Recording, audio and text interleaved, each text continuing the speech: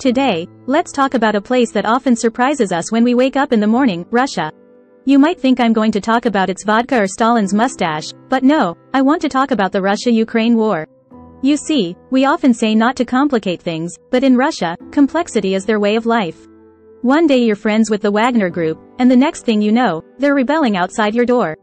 But fortunately for Putin, their rebellion, like our breakfast, ends quickly. But this has caused big trouble for our friend Putin. Because he's not just facing Wagner's betrayal, he's also at war with Ukraine. This reminds me of an old joke. Do you know how to make a Russian as busy as a headless chicken? Make him fight 2 wars, one civil, one foreign. This may not be the best joke, but I bet Putin doesn't find it funny right now. As for our Chinese friends, waking up, they seem to feel like they've been suddenly thrown into a political version of the Big Bang Theory. The last time they faced this kind of situation was during the 9/11 attacks. At the time, the Chinese government, like a poker player at the table, either bet or folded. As a result, China chose to bet, immediately condemning terrorism and winning the world's applause. But now, China is facing the same dilemma again. Should they stand on the side of the historical victors? This question is harder than deciding whether to have bread or milk for breakfast this morning. Of course, we can't forget the other main character in this story, Ukraine. Ukraine is now like a protagonist shuttling between the TV series Game of Thrones and The Walking Dead. On the one hand, they must deal with Russian aggression, and on the other hand, they must also face domestic conflicts and chaos. Ukraine's life is like being forced to choose between the bloodshed of Game of Thrones and the zombies of The Walking Dead. Overall, this is our political version of Game of Thrones today.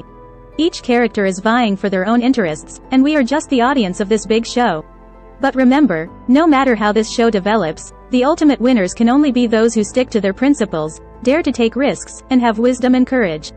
Just like me, always insisting on being the talk show host that you love. Let's talk about electric cars. I know, when you hear this topic, you may feel bored. Yes, I'm talking about you, Mr. Musk, but this topic is actually much more interesting than you think. Do you know who the world's largest supplier of lithium batteries is now? That's right, China. China is now like the dominant CEO of the new community, holding the dominant position in the battery market, as if saying to the world, you see, your batteries are all from me. Without me, your Tesla can only be friends with those disposable batteries. So what about our friend Germany? Germans have always been known for their rigor, but now they are like ants on a hot pot, running around looking for new battery suppliers. Did you know that Germans are now like delivery drivers? No matter how far away it is, as long as there are batteries, they will go and get them. I heard that some experts in Germany are even calling for a diversified supply chain. Are they starting to learn cooking? Do they want to stir-fry a lithium battery mix? But I have to say, this issue is actually not funny, because if Germany loses its supply of lithium batteries, its automotive industry could suffer a heavy blow. It's like someone without caffeine, feeling drowsy all day and not knowing what to do. At this point, you know how important that cup of coffee is to you. But Germans also have a way out. As far as I know, German companies may have some advantages as long as they pay attention to environmental protection and sustainable development in the process of lithium mining. It's like finding a hidden gold coin in a treasure hunt game. As long as you look for it with your heart, you can always find a way out. However, China's battery dominance is truly staggering. They are like holding a lot of cash and investing in lithium mines around the world, as if playing Monopoly. Wherever you go, there are their mines. Do you know that China has invested $400 million in Zimbabwe in Africa to develop lithium mines, and they even control the country's 2 largest lithium mines? It's like saying to Zimbabwe, look, your sofa, now it's mine. I have to say, China's lithium battery offensive is really frustrating. It's like the eating competition we had when we were kids, where a friend not only took your food but also took your bowl. However, what I want to say is that this is actually a kind of strategy. It's like the layout on a chessboard. You have to occupy advantageous positions first to gain an advantage in the later game. I don't know what the outcome of this lithium battery war will be, but I know that the world today is full of competition, and only by becoming stronger can we have a place in this world. Let's talk about that barbecue restaurant in Yinchuan, China. Have you heard about it? Their barbecue business was so popular that the restaurant even exploded. I wonder, how did they do it? Did they add some natural gas to their barbecue secret recipe? This incident should make us think deeply.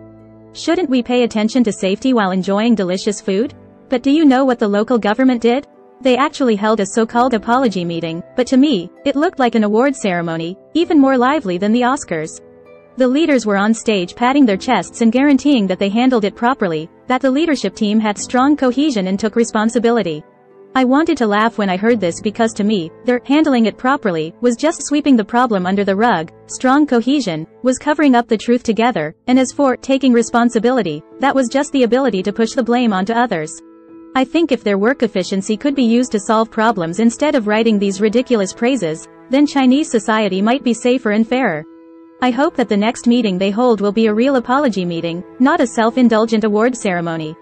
According to current and former U.S. officials, China and Cuba are in talks to establish a new joint military training facility in Cuba, which has raised alarms in Washington as China may be able to station troops and conduct other security and intelligence operations just 100 miles off the coast of Florida. As tensions between the U.S. and China escalate, the deployment of the missile defense system THAAD in South Korea has cleared the way for its full deployment, which has angered China. Researchers say China may have to carefully consider its response, as putting strong economic pressure on South Korea could push the government of President Moon Jae-in closer to the U.S. South Korean Foreign Minister Park Jin-said the South Korean government has no reason to be hostile to China and does not want to see such a situation arise. The South Korean side will continue to strengthen strategic communication with China and enhance bilateral friendship. The signal sent by the visit of the USS Ronald Reagan aircraft carrier to Vietnam is that Vietnam is continuing to balance China by improving its security relations with the US and other external powers. Private Detective Michael McMahon and another man, Zhu Yang, have been found guilty in the US of acting as illegal agents of the Chinese government and participating in harassment activities against former Chinese official Xu Jin and his family living in New Jersey. This ruling is the first trial of defendants suspected of participating in China's Fox Hunt campaign. As for which country is the US's biggest enemy, in 2015, 18% of respondents believed it was Russia, while 12% and 9% believed China and Iran were the biggest enemies, respectively. In 2022 and 2023, 49% and 50% of respondents, respectively, believe that China is the United States' biggest enemy. Australian Prime Minister Albanese said on the 25th that he will finalize the date of his visit to China at an appropriate time. Albanese emphasized the importance of bilateral trade, advocated for the elimination of any trade barriers between the two countries, expressed concern about the situation of Australian Chinese journalist Cheng Lei detained in Beijing, and called for her release and return to Australia. Driven by China, there is fierce competition globally for lithium raw materials, and Germany and Europe are becoming increasingly passive. As electric cars become more popular and lithium batteries are in short supply, Chinese companies are investing billions of dollars to secure mining rights for lithium in Africa and Latin America. Experts believe that by 2025, China will control one-third of the world's lithium production. Although the rebellion launched by the Russian mercenary Wagner Group was quickly put down, observers believe that this flash rebellion exposed the irreconcilable contradictions between Russia's political and military leadership, and therefore, signs of Russian military defeat have emerged. If Putin is defeated, China is unlikely to provide military aid to Russia because the cost is too high, so China is likely to remain neutral and watch the situation closely. The Wagner rebellion has sparked differing opinions on Chinese social media. The Wagner rebellion that failed has attracted attention in Russia because high-ranking officials fled to Beijing. Regarding the Wagner Group's rebellion, a spokesperson for the Chinese Foreign Ministry said that this is Russia's domestic affairs, and China supports Russia in maintaining national stability and achieving development and prosperity. On Sunday, June 25, the Chinese Foreign Ministry's official website released a press release in response to questions from reporters about the Wagner Group incident for the first time. On Sunday, June 25, Chinese State Councilor and Foreign Minister Qin Gang met with Russian Deputy Foreign Minister Ryabkov in Beijing to exchange views on China-Russia relations and international and regional issues of common concern.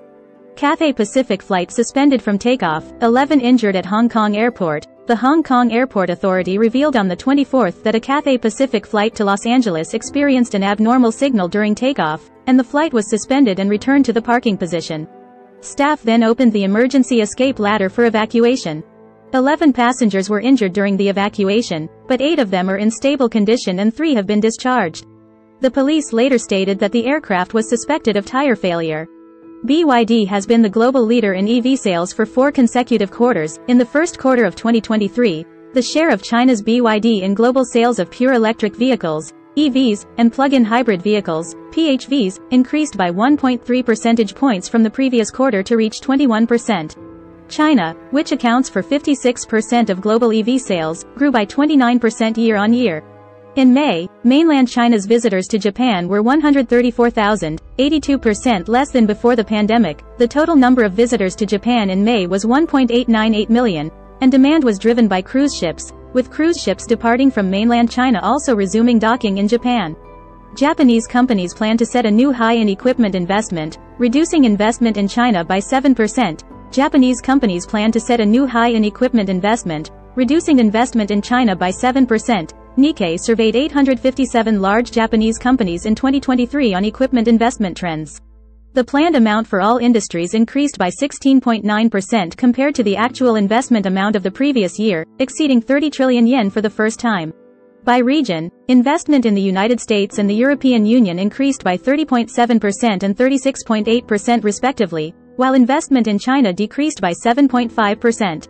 Huang Renshun, the leader of NVIDIA, occupies 80% of the market share in the field of artificial intelligence semiconductors, and its total market value once exceeded $1 trillion. Huang Renshun, born in Taiwan, came to the United States at a young age and founded this company 30 years ago. Ignoring customers is one of Huang Renshun's business philosophies. Xilinx is trying to position itself as a non-Chinese company.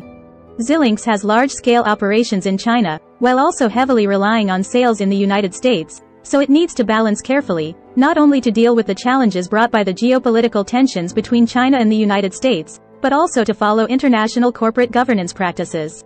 CSIC acquires MAN gas turbine business, requiring approval from regulatory authorities in China and Germany. After an 8-year hiatus, a Chinese state-owned enterprise is once again making a technology acquisition in the marine engine field.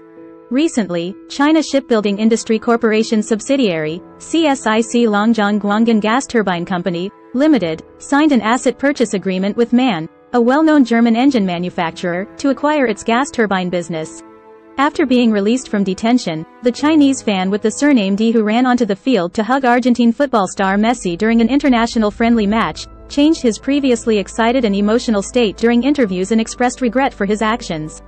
He said that being detained was too uncomfortable and that he would definitely keep a low profile in the future and never do it again. Is a monthly salary of 3,000 yuan in China considered a middle income? Does a middle income mean a good life? These questions have recently caused a stir on the Chinese internet. The Chinese State Council has established an accident investigation team for the explosion at a barbecue restaurant in Yinchuan, Ningxia, China. Hello everyone, I am your news anchor Yali, and we provide you with a one-stop service for China-related news every day, which you cannot find anywhere else. If you have any opinions or thoughts on these topics, please leave a comment in the comment section, and we will carefully read and respond to everyone's comments. Remember to like, share, and subscribe to our channel. This is today's News Express. We hope you enjoyed it. See you next time, take care.